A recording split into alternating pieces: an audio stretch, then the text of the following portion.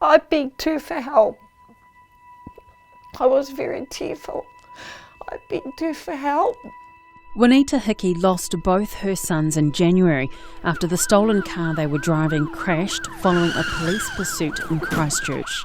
16-year-old Glen McAlister, 13-year-old Craig and their mate, 13-year-old Brooklyn Taylor, died instantly when the car exploded after hitting road spikes and crashing into a tree. I felt it was like the ambulance at the bottom of the cliff. I felt like I wasn't listened to at all. Just 4 weeks before the crash, Juanita warned the Canterbury DHB and police her son Craig would die. At a meeting at her home, she told the DHB therapist she was scared the 13-year-old would kill himself in a car accident. Craig had stolen vehicles before and had been pulled over by police. The therapist who visited Juanita last December documented her concerns in a letter sent to police. Craig had had ongoing mental health issues, but had been repeatedly discharged from the DHB's Youth Mental Health Services CAFLink South. Juanita Hickey says she kept calling the therapist after that home visit to follow up. The DHB has declined to comment to First Up on Craig's case, but Juanita says that staff member had promised one-on-one sessions with her son that never eventuated. I kept calling to say, when's he going to get a doctor's appointment? The CAFLink South had discharged Craig, so the youth forensic team had picked him up, and I was like, when is he going to see a doctor? And I was told there was no doctors available. There was only one doctor on that team, and he was on a holiday.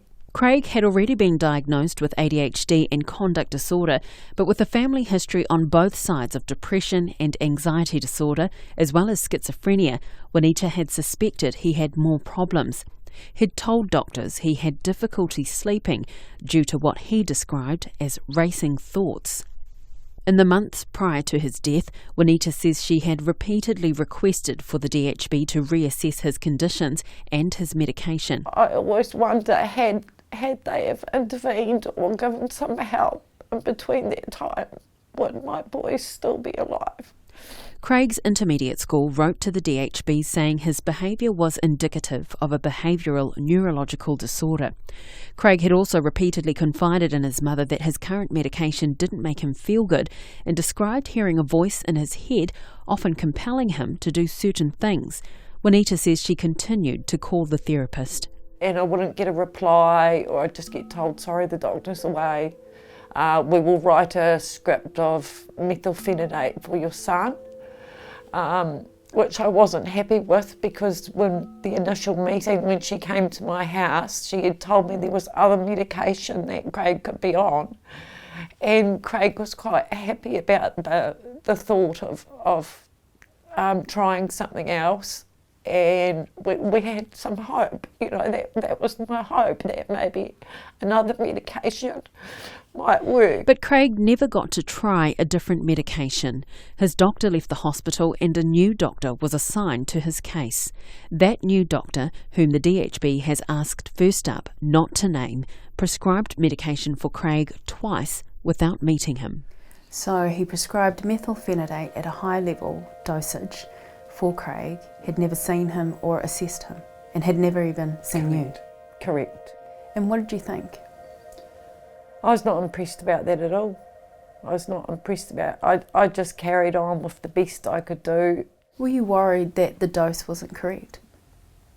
Yes, I was worried, and that's why I had concerns at CAFLink South discharging us in the first place.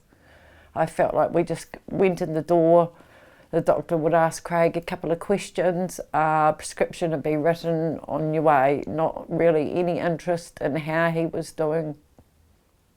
I mean, he was out stealing cars. That's a big indication that there's something serious going on. Before Craig's death, a meeting had been scheduled between Juanita, Craig's new doctor, and the therapist who visited her home in December. Upon learning of the boy's death, the DHB planned to cancel the meeting, but Juanita appealed and insisted it go ahead.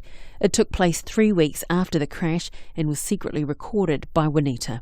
We cannot broadcast any audio of that meeting, but what First Up can reveal is that the new doctor who prescribed medication for Craig before he died admitted that it wasn't normal practice for him to prescribe medication for patients without ever having seen or assessed them.